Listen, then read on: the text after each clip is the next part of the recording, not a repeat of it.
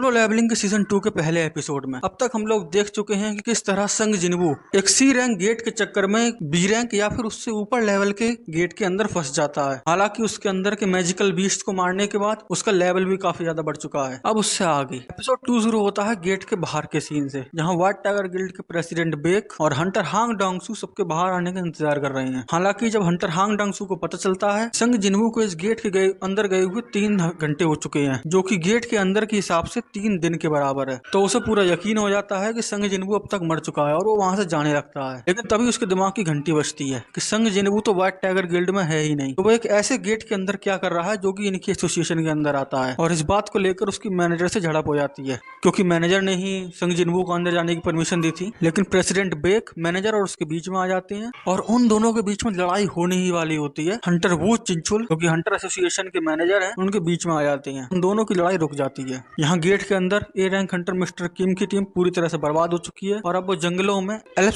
से बचते हुए भाग रहे हैं। भागते भागते उन्हें रास्ते में हंटर सिंह जिनवू की टीम मिलती है और उसकी ये देख पूरी तरह से गांड जल जाती है कि ये लोग जिंदा कैसे हैं, क्योंकि ये लोग तो सबसे ज्यादा कमजोर थे ना, तो सबसे पहले मरना चाहिए था। ये लोग सिर्फ जिंदा ही नहीं है, यहाँ पर मजे भी मार रहे हैं। इनके पास खाने के लिए खाना है, इन लोगों ने टेंट लगा रखा है, आराम से आग जलाकर हाथ सेक रहे हैं और तो और पहनने के लिए गर्म कपड़े भी हैं। उसे लगता है कि ये सारा काम बी रैंक हंटर का है, इसीलिए वो उसे मारने के लिए दौड़ता है। लेकिन तभी हंटर संग बीच में आ जाता है और उसे बुरी तरह से खदेड़ देता है और तो और वो वहां पर मौजूद एल्फ्स को भी पहचान लेता है, जो कि अपने किसी एबिलिटी के चलते गायब हो गए थे और दिखाई नहीं दे रहे। लेकिन हंटर संग उनकी मौजूदगी को पहचान लेता है और हंटर संग और एल्फ्स के बॉस बारुका के बीच बातचीत शुरू होती है, जहां पर हम लोगों को पहली बार पता चलता है कि हंटर संग सिर्फ इंसानों की ही नहीं बल्कि डीमंस की भाषा समझ सकता है, जो कि और कोई इंसान नहीं समझ सकता। और तो और जितने भी गेट के अंदर डीमंस होते हैं उन सब के दिमाग में एक आवाज गूंजती रहती है इंसानों को मारने के लिए, लेकिन उन्हें हंटर संग को मारने के लिए कोई भी ऐसी आवाज सुनाई नहीं देती। इसीलिए एल्फ्स का बॉस बारुका हंटर संग से कंफर्म करता है कि वो इंसान है भी या नहीं। वो उसे ये प्रपोजल देता है कि क्योंकि तुम्हें मारने के लिए मेरे दिमाग में कोई आवाज सुनाई नहीं दे रही, इसीलिए तुम अपने इन दोस्तों को मेरे हवाले कर दो और मैं तुम्हें यहाँ से जिंदा जाने दूंगा। लेकिन हंटर संग उसका ये ऑफर ठुकरा देता है और उन लोगों के बीच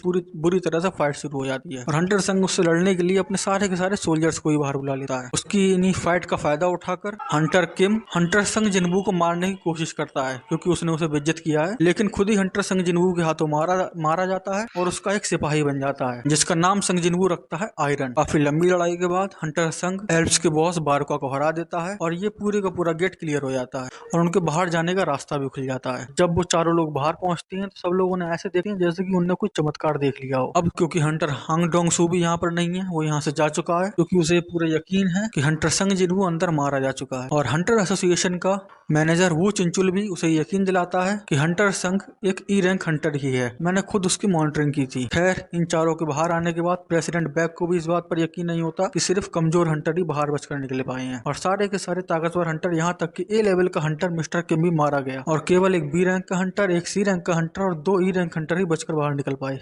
प्रेसिडेंट बैक इन सब चीजों के बारे में संग जिनवू इंक्वायरी करने की कोशिश करता है और जब संग जिनवू उसे इन चीजों के बारे में बताने से मना करता है कि मुझसे नहीं अपने गिल्ड के हंटर से ही पूछ लो, प्रेसिडेंट बैक से कहता है कि ये कोई रिक्वेस्ट नहीं बल्कि एक ऑर्डर है। इस पर संग जिनवू उसे बहुत ही रूड तरीके से बोलता है कि मैंने ही तुम्हारे हंटर्स की जान बचाई है और अब तुम मुझे ही ऑर्डर्स दे रहे हो। प्रेसिडेंट बैक को अपनी गलती का एहसास होता है और वो संग जिनवू से माफी मांगता है। प्रेसिडेंट बैक जब अपने हंटर से पहुंचता है तो बी लेवल के हंटर उसे बताती है संग जिनवू ने अकेले ही पूरी की पूरे गेट को क्लियर कर दिया और तो और बॉस को भी मार डाला। ये सुनने के बाद प्रेसिडेंट बैक ने मैनेजर से बोलता है कुछ भी करके इस हंटर को अपनी गिल्ड में शामिल करो, मैं तुम्हें पूरी की पूरी अथॉरिटी देता हूँ। संग जिनवू हान सोंगी को उसके घर छोड़ते हुए अपने घर की तरफ जाने लगता है, जहाँ रास्ते में पता चलता है कि संग जिनवू का मूड इस वजह से खराब है क्योंकि वो एल्फ के बॉस को 3 ट्राई करने के बाद भी उसे अपनी आर्मी में शामिल नहीं कर पाया। अगले दिन सुबह यू जिनहू एक बहुत ही अजीब सा आर्मर पहनकर संग जिनवू को लेने के लिए आता है। हाँ तुम लोगों को याद होगा इन लोगों के बीच डील हुई थी कि हम लोग सारे के सारे सी रैंक गेट को अकेले क्लियर करेंगे ताकि यू जिनहू का बाप यू जिनहू को अपने खुद की एक गिल्ड खोलने दे। संग जिनहू यू जिनहू की गाड़ी में बैठ जाता है और उससे हान सोंगी के घर जाने के लिए बोलता है। हान सोंगी जैसे ही गाड़ी में बैठती है उन लोगों की बड़ी अजीब सी कन्वर्सेशन शुरू हो जाती है कि तुम रात को ठीक से सो तो पाई थी या नहीं, तो वो बोलती है कि नहीं रात को ठीक से नींद ही नहीं आई तुम्हारे जाने के बाद से। तो यू जिनहू को लगता है कि इन दोनों के बीच में कुछ चल रहा है और यहीं पर एपिसोड 2 खत्म हो जाता है।